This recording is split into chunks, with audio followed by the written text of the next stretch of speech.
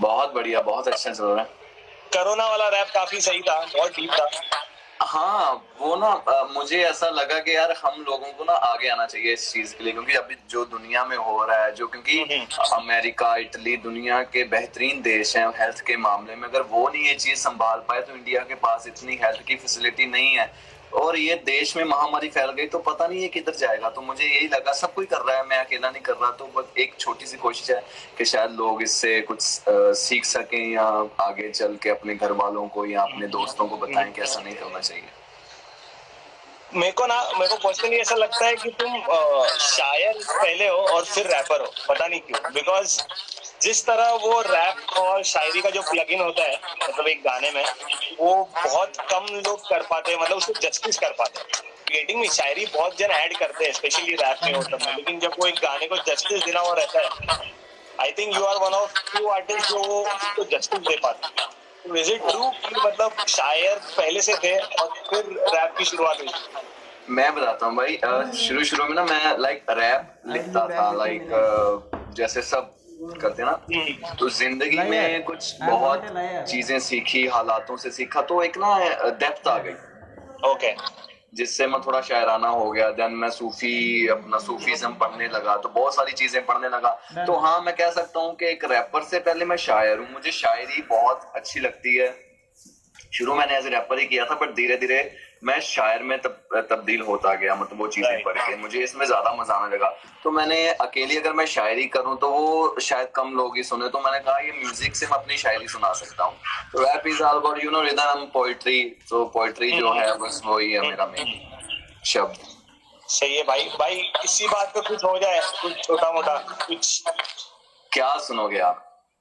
भाई मेरा personal favourite तो है दिल है मुश्किल है, बट देखते लोग। गाइस प्लीज कमेंट करो। आसियार इज हियर, है दिल है मुश्किल अगेन लोगों का आ गया, जैसे सुना नहीं वैसे। चलो मैं सुना देता हूँ। म्यूजिक के साथ सुनाऊं आपको? Up to you, how you are comfortable. Okay चलो, भाई प्ले करना। यस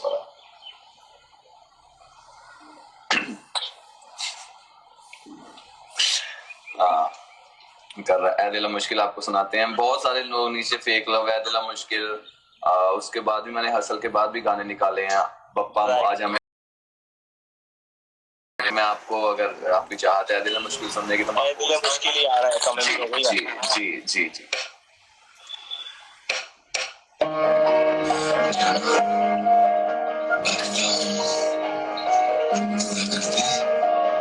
सफर मेरा है तू मेरी मंजिल, तेरे बिना गुजारा है दिल है मुश्किल। आज भी ख्याल तेरा सोने नहीं देता, आज भी मुझे किसी का होने नहीं देता। आंखों में समंदर भर के देखूं तेरी फोटो पर, तेरा हंसता चेहरा मुझे रोने नहीं देता। काश धुएं की तरह तेरी यादों में उड़ जाऊं, हस्ती मिटा के खुद की तुझसे जुड़ जाऊं। आओ उस भीड़ में फिर एक दफा मुझे मार आवाज तुझे सुन पीछे मुड़ जाऊं। याद कर बाहों में बाहें डाल तेरा चलना, करूं किसी लड़की का जिक्र तेरा चलना। कहां से लाई इतनी दरिया दिली जाना, पहले जख्म देना फिर मरहम लगा के मरना। अपनी बाहों में सुला दो सही, झूठा नहीं मगर प्यार दिखा दो सही। सुना मांगती हूँ रब से कि खुश न रहूं, मैं जी नहीं छोड़ दूंगा, तू आ तो सही। ये जिस्म ही मेरा उतना मेरा नहीं जितना हुआ तेरा।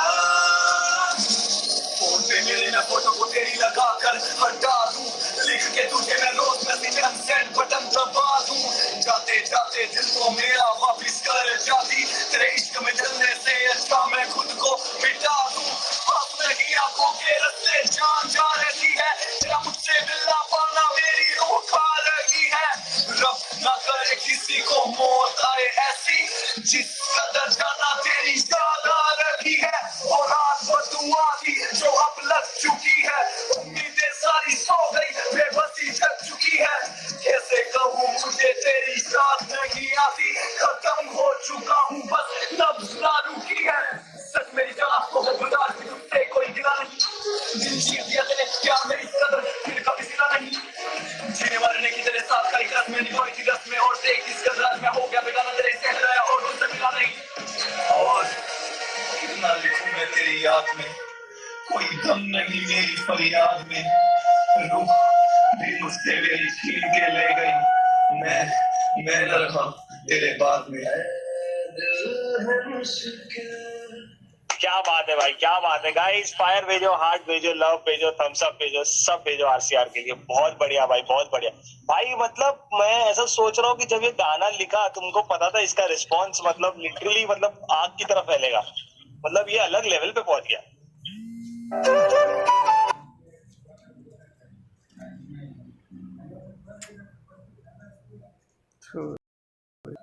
की तरफ फैलेगा, मतलब ये अलग लेवल पे पहुंच गया। ये और मैं ना गाना करने वाला था वखरा स्वैग, वखरा स्वैग नहीं। हाँ। फिर मुझे मिला बेख्याली। हाँ। मैं बेख्याली पे मैंने मन बना लिया, और वॉइड ने ए दिला मुश्किल वो कर रहा था, राइट। तो वो फिर उसने कहा बेख्याली मुझे करना है। तो मैं ऐसे ही मान जाता हूँ, मैं ठीक है भाई तो कर दे, मुझे ए दिला मुश्किल होगा, अब चेंज नहीं होगा। कहता है ठीक है। तो ये गाना जब मैंने देखा या मैंने ये फिल्म भी देखी, तो मुझे ना कहीं जो एक होता ना एक तरफा प्यार या अधूरी मोहब्बत, तो मैंने कहा यार कहीं ना ये चीजें मुझे अपनी कहानी पे रिलेट हो रही हैं, कुछ पास्ट में था ऐसा, तो मैंने लिखा कुछ चीजें, कुछ लाइनें पहले भी लिखी हुई थी कि तेरे शहर आया मिला नहीं, बहुत सारी पहले, फिर मैंने लिखी भी उस दौरान जो मैं फील कर रहा था। लाइक रैप लिखते लिखते मैं इस रैप में इतने जोन में जा चुका था कि लाइक 2-3 दिन मैंने बात करना बंद कर दिया था सबसे, मतलब मैं खुद में ही हो गया कुछ देर के लिए।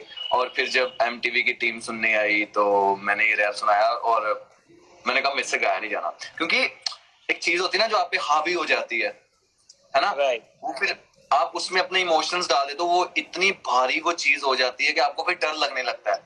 तो जब वो आए तो उन्होंने सुना मुझको, तो पहले मैं गाते गाते ना एक लाइन बोली, मैं भूल गया ब्लैंक, और मेरे हाथ कांप रहे, मुझे नहीं पता क्या हो रहा उस वक्त।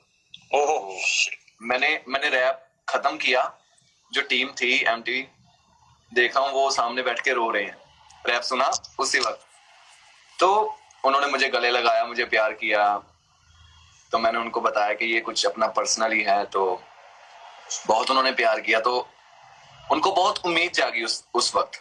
आप मुझे जब देखोगे स्टेज पे, अगर आप मेरी परफॉर्मेंस आपने देखी होगी, जिन्होंने नहीं देखी, तो इसमें लाइक मैं डरा भी बहुत हुआ था, अग्रेशन भी एक बहुत दिख रहा था, एक पेन दिख रहा था। जब हुक में आप देख सकते हैं मेरा चेहरा या आंखों को देख सकते हैं, एक अलग ही जोन में चला गया था, मुझे नहीं उस वक्त पता नहीं क्या हो रहा है मेरे साथ, एक अलग ही चीज बन गई थी वो। तो इतनी उसमें वाइब, इतने उसमें इमोशंस। तो बाकी दूसरा मैं ये कहूंगा कि उस मालिक की मेहर है, क्योंकि करने वाला वो, उसने बरकत दी, बरकत बख्शी, मुझे उस स्टेज पे खड़े होने के लायक बनाया और मैं गा सका, ये उसकी रहमत है। तो आप सबने बहुत पसंद किया ये गाना और भी कई गाने, बट इस गाने को बहुत मोहब्बत मिली लोगों की।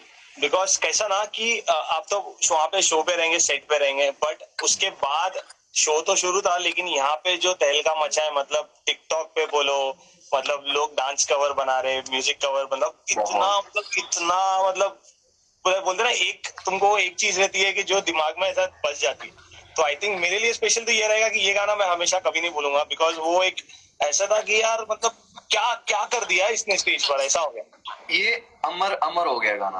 हाँ मतलब ऐसा हो गया। मैं अपने शोज पे जाता हूँ ना, मैं स्टेज पे चढ़ता हूँ, लोग ये गाने की मेरे से डिमांड करते हैं, मुझे बहुत अच्छा लगता है ये गाना। मुझे मेरे 2 गाने बेहद अच्छे लगते हैं, कि ये वाला एक ले जा कहीं दूर खुदा, और ये गाना लोगों ने बहुत ज्यादा मतलब अडॉप्ट, क्योंकि हर किसी की जिंदगी के साथ रिलेट हो सकता है ना ये।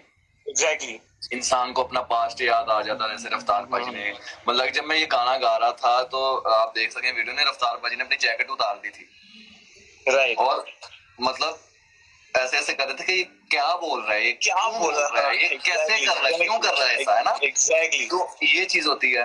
तो बस मेरी भी यही कोशिश है कि मैं फ्यूचर में इस गाने को रिप्लेस करूं अपने गाने के साथ किसी।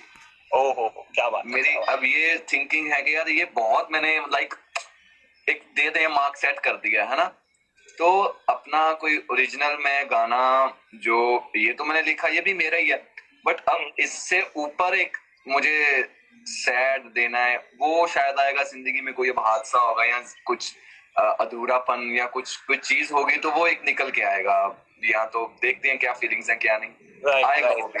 राइट। इस गाने को ये भी गाना रिप्लेस हो जाएगा। बाजी स्टार्ट से शुरू करते कि शो का जब कॉल आया, मतलब कि ऐसा कुछ हो रहा है, तो मतलब क्योंकि कैसा था कि ऐसा कभी कुछ हुआ नहीं है, और स्पेशली रैप को लेकर। बाकी सब तो रियलिटी शोज पता है कि लोगों को चल रही है, ये कुछ नया कॉन्सेप्ट था, and plus obviously you know you were the one who went for audition, तो वो फर्स्ट कॉल से लेके शो में पहुंचने तक कैसा था फीलिंग?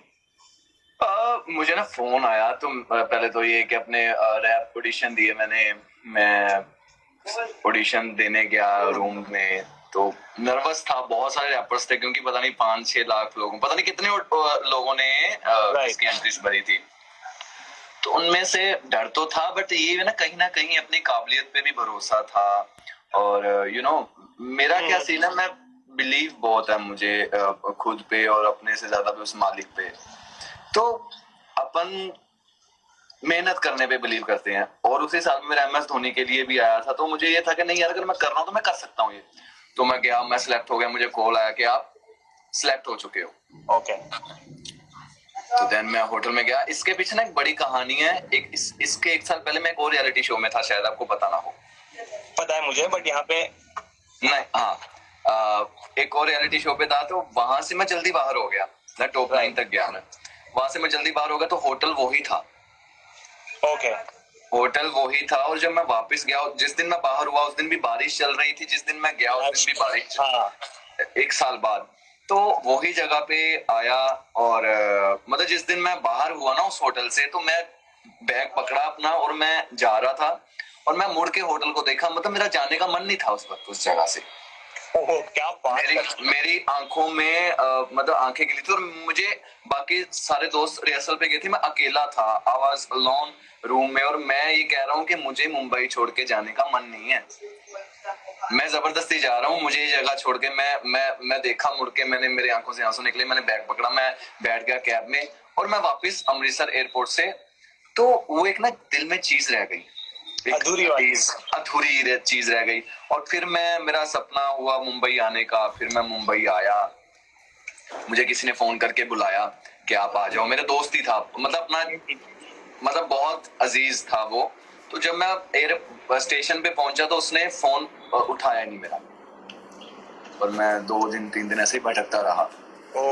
तो फिर मुझे वापस जाना पड़ा, फिर मैं वापस आया मुंबई, फिर मैं यहाँ पे 35 लोगों के साथ पीजी में रहा, क्योंकि इतने पैसे नहीं होते थे, तो उस दौरान बहुत दिक्कतें थी, वो तो चलो मैं आपको थोड़ी थोड़ी बातें बता रहा हूँ, बट बहुत सारी चीजें थी। फिर मुझे MTV हसल का कॉल आया, जब मैं उस होटल में वापस गया ना, तो सुबह उस दिन आया, चेक इन किया, था मैं अगले सुबह ना उतरा नीचे कोई 6 बजे के करीब, या उसी दिन था, मैं होटल की ना वो है ग्राउंड है, पार्किंग, वहां पे पेड़, नेचर, तो मैं क्या, पिछली बार तो मैं चला गया, अब नहीं मैं जाने वाला, मैं जो अधूरी दास्तान थी ना वो इस बार पूरी करके जानी है, क्योंकि कुछ ना कुछ तो था, उसी होटल से गया, उसी में वापस आया, ये वो भी रियलिटी शो था, ये भी रियलिटी शो है, वो परमात्मा या वो कुदरत, यूनिवर्स कुछ ना कुछ मेरे हक में चल रहा था, उस वक्त चल रहा था, तो मुझे ये नहीं था शुरू से कि मैंने जीतना है, हाँ था मुझे कि यार मैं जीतना चाहता हूँ, बट मैंने ये था अगर नहीं भी जीता ना भाई, तो इस बार मालिक कुछ ऐसा कर देना, मैं पूरी मेहनत करूंगा, तो मेरा साथ देना कि जब मैं यहाँ से निकलूं तो मैं कुछ ना कुछ हूँ अपने आप में, राइट, मुझे लोग जाने कि जो जिंदगी में बहुत कुछ देखा है उसका थोड़ा सा मुझे वो हो कि मैं अपने पैरों पे स्टैंड हो जाऊं अपनी कला के हिसाब से, क्योंकि पता तो मुझे था कि यार मैं अच्छा लिख लेता हूँ, अपना कर लेता हूँ, बट एक मुकाम होता है ना, एक स्टेज होती है, तो वहां मैं गया, तो पहला जो एपिसोड था दिल चुपचाप, मैं एंटर हुआ, तो रफ्तार बाजी ने देखा और मुझे स्माइल की, तो अच्छा लगा, तो मैं नर्वस था, आई वाज नर्वस, क्योंकि वो भी एक बड़ा पेनफुल रैप था। आप अगर सुनो, ये दिल चुपचाप हजारों गम सह गया, वो रैप था। तो क्या हुआ उसके बाद, मैं स्टेज पे आया तो रफ्तार बाजी चल के मेरे पास आए, उन्होंने मेरा माइक पकड़ा और साउंड सेट की खुद। ये ठीक है लेवल, क्योंकि उनको कुछ पता नहीं, उन्होंने मेरे लिरिक्स पढ़े थे कि ये अच्छा गा जाएगा बट ये नर्वस है, राइट। तो क्योंकि आपके दिमाग में बहुत कुछ चल रहा होता है उस वक्त, अच्छा अगर मैं नहीं हुआ तो फिर से मुझे वापस उस पीजी में जाना पड़ेगा, फिर से वही जिंदगी मुझे होना ही पड़ेगा, दूसरा कोई ऑप्शन नहीं, क्योंकि ना एमिनेम ने लाइन बोलते हैं, success is my only motherfucking option, failure is not में। तो यही दिमाग में था कि भाई दूसरा रास्ता नहीं, जीत ही रास्ता है, एक दूसरा रास्ता नहीं है, क्या करूंगा। तो गाया मैंने, और आप देखोगे जब एंड वाली लाइनें थी, रफ्तार भाजी खड़े होकर उनकी आंखें गीली, वो फील कर रहे थे उस चीज को, तो वहां से जर्नी फिर स्टार्ट हो गई। क्या बात, वहां से हर एपिसोड में मैंने अलग किया कुछ, और आप सबने बहुत प्यार दिया, बहुत पसंद किया। तो ये अपने शो में अपना फेवरेट, आपका फेवरेट कौन था कंटेस्टेंट में? मैं एक बात बोलूं, अगर मैं एक को कहूँ ना तो मैं गलत होऊंगा, मेरा फेवरेट कंटेस्टेंट नहीं मैं कह सकता, मेरे फेवरेट रैप्स हैं, लाइक वॉइड का अपना जो था बेख्याली में जो उसने रैप किया था, और उसका जो रैप था नहीं, वॉइड कौन है, ए क्या वो रैपिंग वो हो गया, ठीक है। अब किंग का मुझे अपना लगा था गोल्ड डिगर, गुमशुदा, श्लोका का ईपीआर का मुझे वो लगा था एकला चलो, एक्जी का वो लगा था जो उसने उसमें बोला था ना, न लालच में डूबा, कुछ ये रैप था। और अब रेजा लड़ेगी, बेला का वो वाला जो खुश नहीं खुद से, हर एक परफॉर्मेंस जो थी ना। अब हिमांशु का रैप मुझे वो अच्छा लगा था, कौन बजाए बांसुरिया, है ना, अक्षय जैक हो गया, उसने जो हीम के साथ बैटल हुई थी वो वाला रैप भी मुझे अच्छा लगा। तो हर एक कंटेस्टेंट के मुझे एक एक रैप पसंद है, मेरा कोई ये नहीं मैं कह सकता कि नहीं यार यही फेवरेट, क्योंकि आज कोई अच्छा कर रहा तो कल दूसरा अच्छा कर जाता है। राइट। तो मुझे अलग अलग गाने पसंद है, मैं आज भी उनके गाने सुनता हूँ सबके। तो पाजी तुम्हारे तो सब गाने मतलब अच्छे ही गए, बट कोई एक ऐसा गाना जो ऑन स्टेज तुमको लगा यार मेरे को अगर वापस मौका मिलता तो मैं ये गाना और बेटर कर सकता था?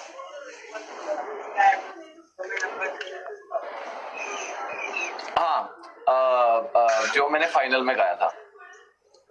फाइनल की बात है तो सबको ऐसा लगा था कि यार कुछ तो उसमें मतलब क्या हो गया। फाइनल में एक बात बोलूं भाई, देखो ना, अगर मैं सेमीफाइनल तक इतना अच्छा कर सकता हूँ तो मैं फाइनल में भी कुछ अच्छा कर सकता था, है ना।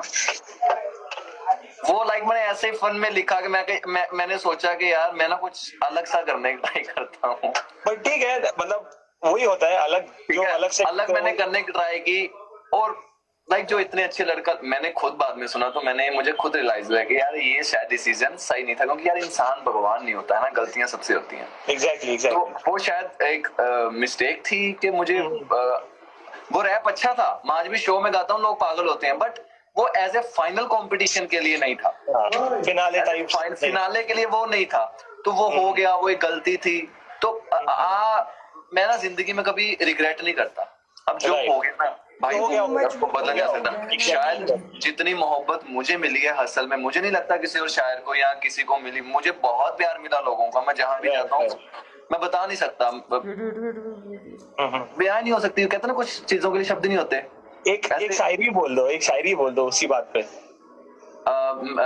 मैं लिखा था अपना मेरे अपने मैं फैमिली के लिए, फैंस के लिए, ये तो मोहब्बत है आपकी ना, ये बंदा महान है, तुम सब पे जान तो क्या सातों जन्म कुर्बान है।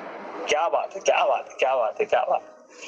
तो पाजी मेरे को ना एक चीज तो ये पूछनी थी कि जैसे शो हो गया, ठीक है, घर आ गए वापस, ठीक है, सब हो गया, बट जब जो एक लाइव शो मिलता है एक आर्टिस्ट के लिए, जो लाइव स्टेज और जो परफॉर्मेंस रहती है, स्पेशली जब तुम एक रियलिटी शो करके आते हो, तो वो फीलिंग कैसी थी जब फर्स्ट टाइम तुम एक लाइव स्टेज पे चढ़े?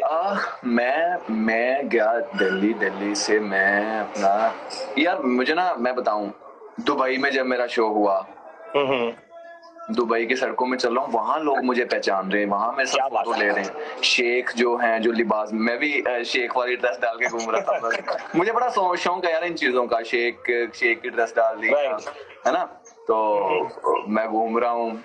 तो मैंने कहा यार मेरा ना थोड़ा सा लुक भी वैसा लगता है रब का, तो मैं ना अपना अब तो चलो मैंने पंजाबियों वाली लुक ये कर दिया। बट नॉर्मल पहले नॉर्मल थी, तो मैं डाल के घूम रहा हूँ, लोग मुझे उसमें भी पहचान रहे हैं RCR। तो जब मैं क्लब में गया तो भाई दुबई क्लब में लाइक क्या हो गया, सोल्ड आउट सारा हो गया, लोग बाहर खड़े, उनको आने के लिए अंदर जगह नहीं मिल रही। ओहो, ये हुआ दुबई में। मैं इंडिया की बात छोड़ू, आप इंडिया में हिसाब लगा लो क्या चीज। एग्जैक्टली, ठीक है, इंडिया में जितने, और दुबई में ये चीज हुई। आप यूट्यूब पे है मतलब वो चीज, तो वहां पे लोग, मतलब मैं चलो कहे को यहाँ पे कहते बहुत आर्टिस्ट आए भाई, तुमने क्लब के ओनर ने कहा भाई तुमने हिस्ट्री बना दी यहाँ पे।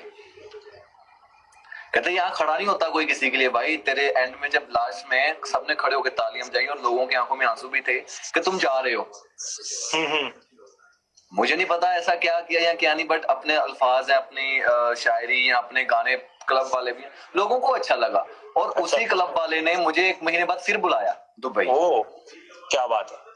मुझे लैपटॉप दिया, फिर मुझे स्पीकर्स दिए, मतलब इतना प्यार, परफ्यूम्स दिए, मुझे घुमाया, मुझे वहां का खाना खिलाया, मतलब कि बहुत अच्छा मुझे लगा। वहां के जो दुबई की पुलिस, उनसे मिलाया, लाइक अच्छा मुझे लगा सबसे। तो देन फिर मैं नेपाल गया।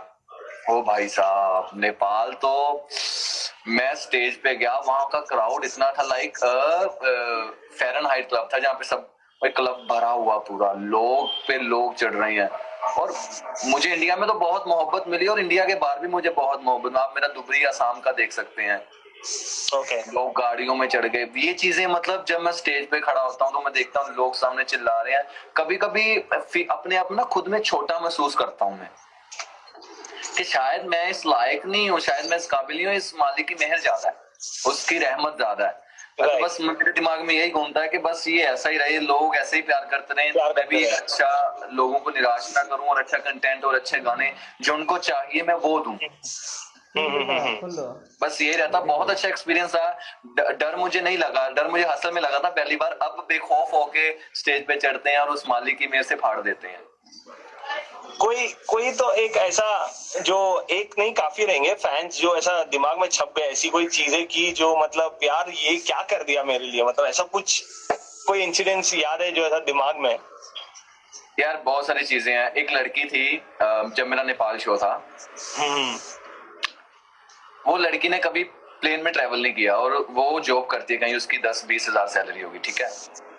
वो इंडिया से नेपाल शो देखने गई, अपने लाइक इंडिया से नेपाल शो देखने गई, उसने होटल बुक किया। मतलब वो लड़की इतना कर नहीं सकती, मतलब अगर मैं 10,000 महीने का कमाता हूँ ना भाई, तो 20-30 हजार खर्च लगे मुझे, होगा कि यार मैं कैसे करूंगा। और उस लड़की ने मेरे नाम के टैटू बनाए हुए हैं। क्या बात है। और मतलब ये चीज देख के ना, वही मैं फिर कहता हूँ कि खुद में छोटा महसूस होता है कि यार हमने पता नहीं ऐसा क्या किया। और एक दफा मैं दुबरी असम में था, मैं लाइक शो कर, जब मैं होटल में आया तो बहुत सारे लोग, भीड़ लग गई। जब मैं शो करके वापस आया ना, तो होटल के नीचे भीड़ लगी थी, लोग आवाज मारे, कई दारू पी के आगे बैठ गए, RCR नीचे, RCR, तो ये चीज होने लगे। तो आधी रात को ना मैं सो गया, 3-4 बजे का टाइम था, मेरे मैनेजर को कॉल आया कि हम 3 लड़के हैं, 12 बजे से बैठे हुए हैं इधर, तो हमें पाजी से मिला दो। तो वो कह रहा वो तो सो गए हैं। तो कहते कितने बजे उठेंगे? कहते वो तो सुबह 7 बजे उठेंगे, और फिर कहते फिर एयरपोर्ट को निकल जाएंगे। ये सीन हुआ, एयरपोर्ट को निकल जाएंगे। तो कहते भाई हम यहीं बैठे हैं पूरी रात। कहते हम इधर ही बैठे हैं, ठंड में, ठंड बहुत थी तब, ठंड में बैठे हैं, जब सुबह वो आएंगे हम उनसे मिलके ही जाएंगे। तो अब मेरा मैनेजर भी जज्बाती है मेरी तरह, तो वो उसने मेरे पास आया, तो उसने ऐसा बोला, मेरी नींद खुली, मैं बहुत नींद में था, मैं थका हुआ था, 2 दिन से ट्रैवल कर रहा था। उससे पहले मैं कोलकाता गया था शो करने, और अगले दिन मेरा दुबई था। मैं थका हुआ था, थका हारा था, तो मैं मतलब मेरे से ऐसी हालत थी, मेरे से उठा नहीं जा रहा था, बहुत थका, नाच रहा था, 2-3 दिन सोया ही नहीं था। उसने मुझे बताया तो मेरा सर दर्द हो रहा, फिर भी मैं उठा। मैंने कहा नहीं यार, वो इतनी बात बोल रहे तो मुझे ये हुआ, मैं तो चलो कंबल लेके सो रहा हूँ हीटर लगा के, वो बेचारे ठंड में। मैं गया होटल के गेट खुलवाए, उनको अंदर बुलाया और वो लोग गले मिलके मतलब रोने लगे। 3 लड़के थे, हॉस्टल में रहते थे, हॉस्टल से मतलब दीवार कोई टाप के आए थे अपना, पता नहीं कैसे आए थे, परमिशन नहीं होती रात से। तो ये उन्होंने सब बताया। तो उन्होंने क्या कहते पाजी, उन कहते हमारे एक लड़के ने क्या किया, अपना जो कड़ा ना वो उतार के दे दिया। एक ने अपना, कहते पाजी हमारे पास कुछ देने के लिए है नहीं आपको, हम अभी बच्चे हैं, मतलब हमारे पास इतने पैसे नहीं है, कुछ भी हमारे पास नहीं है देने के लिए। उस एक ने कड़ा उतार दिया, एक ने अपना मफलर उतार दिया और एक ने टी शर्ट डाली हुई थी वो भी उतार के दे रहा था। मैं कहा भाई मतलब हम आपको कुछ ना कुछ देंगे, मतलब उनका प्यार इतना मतलब नजर आता है। तो फिर मैंने उनसे बातें की, कुछ वक्त उनके साथ बिताया, वो बहुत खुश। जब वो गए तो रास्ते में मतलब छलांगे मार रहे हैं जैसे पता नहीं हमने कौन सी जंग जीत ली। और दूसरा अपना, मैं घर पे था तो घर पे एक बंदा आया तो मैंने दरवाजा, मेरे दोस्तों ने दरवाजा खोला, अंदर मैं रूम में था। मेरा क्या सीन रहता है अमृतसर में, जब मैं जाता हूँ ना तो मैं स्टोरी डाल देता हूँ, तो कोई भी आ सकता है घर, मतलब लोग ऐसे भी हैं जो मुझे पंजाब से ऑल ओवर, और मेरे घर में रात रुक के भी जाते हैं मेरे फैंस। राइट। मैं उनको कहता हूँ यार तुमने मुझे बनाया, ठीक है ना, तुम वो सब करने वाले, तो मैं मुझे अच्छा लगता है तुमसे बातें करना, राइट, रहना, तुम्हारे साथ वक्त बिताना, पार्टीज में ले जाना उनको। तो वो आया लड़का, आते ही वो क्या हुआ भाई, पैरों में लेट गया। अरे बाप, लेट के रोने लगा। तुम लाइक मुझे ना पता, हमारा तो कोई ऐसा असूल नहीं यार, मैं इतना छोटा इंसान हूँ कि लाइक मेरे यार कोई पैरी हाथ क्यों कोई लगाए, मुझे ये खुद में है। तो मैंने उसको उठाया, उसने मुझे इतनी जोर से हक किया कि जैसे कोई मतलब कोई सदियों पुराना बिछड़ा प्रेमी नहीं होता, कोई अपनी माशूका को कोई ऐसे गले लगाए, वैसे तो वो छोड़ नहीं रहा। तो मैंने कहता भाई यार तू, मतलब उससे बोलना नहीं जा रहा कि क्या मैं बोलना चाह रहा हूँ। फिर वो मेरे लिए पेन लाया जिसमें आरसीआर लिखा हुआ है, फिर पता नहीं क्या क्या था उसके पास चीजें, वो खाने पीने की वो चीजें, बैठा मेरे साथ और रो रहा है, गले लग रहा है। तो ये चीजें जब होती है ना हमारे साथ, तो मैं उनको बदले में क्या दे सकता हूँ, कुछ नहीं भाई, अपनी औकात ही क्या है, इतने प्यार करने वालों को हम कुछ दे सकें। तो बस ये चीजें हैं, खुद में ब्लेस्ड फील होता है, राइट। एक चीज निकलती है मुंह से, शुक्र है मालिक तेरा, शुक्र है, ये चीज है। बाकी जिंदगी बहुत खूबसूरत है, सब कुछ अच्छा चल रहा है, बल्कि लॉकडाउन आ गया, बाकी चलो आगे अच्छा करेंगे। नहीं बट ऐसे ही अच्छा कंटेंट देते रहो तो एटलीस्ट उतना तो अपन कर ही सकते हैं कि यार यू नो जी कंटेंट वैसा। या मेरे को भाई बाजी यहाँ पे ना बहुत सी लड़कियां बोल रही है सिंगल क्वेश्चन मार्क, तो इसका जवाब तुम ही दे दो यार। क्या सिंगल पूछ रहे हैं? सिंगल ही हूँ मैं, सिंगल ही हो गया, बहुत ऐसा गया काफी। तो एवरी गर्ल आई थिंक लड़कियां ही पूछ रही है, बट या सो आरसीआर इज सिंगल, ठीक है। सो पाजी मेरा दूसरा क्वेश्चन ये था कि लाइक आपका इंस्पिरेशन ऐसा कौन है? इंस्पिरेशन अगर मैं कहूँ ना यार, मैं इंग्लिश तो मुझे इतनी समझ आती नहीं, जो हॉलीवुड के रैपर्स हैं, लाइक इंस्पिरेशन यार मैं लेता हूँ एमिनम से। लाइक वो ऐसा बंदा था जिसने सुसाइड करने की भी कोशिश की, वो ऐसा बंदा था जहाँ पे काले रैप करते थे ब्लैक पीपल, तो वहां उसको मारा भी गया, ठीक है, कि तू रैप नहीं करेगा, उसमें उसने रैप किया, ठीक है, और उसकी खुद की माँ ने उस पे केस कर दिया, निकाला था आई थिंक सो। उसकी माँ ने उस पे केस, उसने अपनी माँ पे मतलब वो साल उसको बुली होता था, साल में 6 स्कूल बदलता था, काफी इतनी कॉम्प्लिकेटेड जिंदगी उसकी रही होगी। और बोहेमिया अगर कह दूं मैं, उनकी स्टोरी मैंने सुनी है कि वहां गोलियां चलती थी, और खुद से भी मैं बहुत ज्यादा इंस्पायर हुआ, क्योंकि मैं ना क्या सीन था, मैं अपनी माँ पापा के साथ हमेशा रहने वाला एक जो कहता है नाजुक सा छुया मुया सा जो होता था। एकदम से मैं मुंबई आया तो मुझे दुनियादारी समझ आने लगी, मैं हालातों से बहुत कुछ सीखा मैंने। अब यहाँ पे बताने जाऊंगा अपनी कहानियां तो अरसा बीत जाएगा, तो वो खत्म नहीं होगी। बहुत कुछ झेला, बहुत कुछ सीखा, बहुत धोखे खाए, बहुत लोगों ने इस्तेमाल किया, बहुत लोगों ने यूज किया। इट्स पेनफुल, यू नो, आपका घर वाला भी कोई आपके साथ नहीं है, आप इतना कुछ झेल रहे हो अकेले, आपके सामने कोई है नहीं जिससे आप बात कर सको, आपका दोस्त एक कमरे में 35 जने हैं, तो बहुत सारी चीजें, सर फटता था, ये चीजें होती थी, बट उन चीजों ने मुझे बहुत मजबूत कर दिया, राइट, है ना। कहते ना एक जब हम किसी को चीज को मारते हैं, बार बार मारते हैं, शुरू में दर्द होता, फिर वो सुन्न पड़ जाती है, राइट, वो सीन हो जाता, तो फिर इंसान जीना सीख जाता है। अगर ये चीज ना हो ना भाई, तो मुझे नहीं लगता कोई हम तरक्की कर सकते हैं, क्योंकि Exactly. एक सीखना, जिंदगी में जो हालात होते हैं उनसे बहुत कुछ जरूरी है। सीखना जरूरी है, जरूरी बहुत है। कुछ सीखना जरूरी है उनसे। राइट। पाजी एक और क्वेश्चन आ रहा है बार बार, वो है कि हसल में एक तो वही आ रहा है कि पार्ट 2 कब आ रहा है, वो तो आप लोगों को पता चल जाएगा, लेकिन जाने के लिए क्या करना चाहिए? हसल में जाने के लिए भाई पहले ये है कि खुद में एक ना आपकी यूनिकनेस होनी चाहिए। आप पहली बात किसी के कॉपी नहीं होनी चाहिए, राइट। ठीक है। दूसरी बात, आप अपने शब्दों पे ध्यान दीजिए। लाइक मैं हूं ना भाई, मेरा फ्लो बहुत सिंपल है, मैं शब्दों पे खेलता हूं। जरूरी नहीं है आपका फ्लो भी आप अच्छा कीजिए। लाइक पहले मैं जैसे करता ना, तेरी मेरी जोड़ी पूरी हिट रिपीट नहीं करने का, डरने का नहीं, प्यार करने का, देखिए मैंने यहाँ ना तेरे से कोई सीन चला, मेरे साथ पार्टी में बना ले कोई सीन, मैं जमीन से जुड़ा हूं तुझे देख के उड़ा हूं, कोई चेरी कर देख तुझे मत।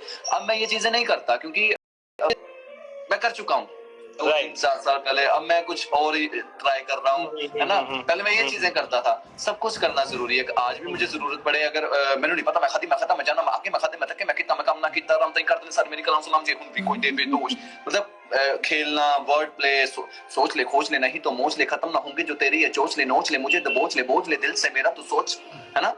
वर्ड प्ले हो गए। पहले मैं ये बहुत करता था, अब मैं थोड़ा सा ठहराव के साथ गहराई में या कुछ भी दिखता हूँ पंच पे। तो हर एक चीज सीखना जरूरी है। ज्यादा से ज्यादा सीखिए, लोगों को सुनिए, इंटरनेशनल रैपर्स को सुनिए, इंडियंस को सुनिए, बट किसी का स्टाइल मत कॉपी कीजिए। आप खुद में देखिए भाई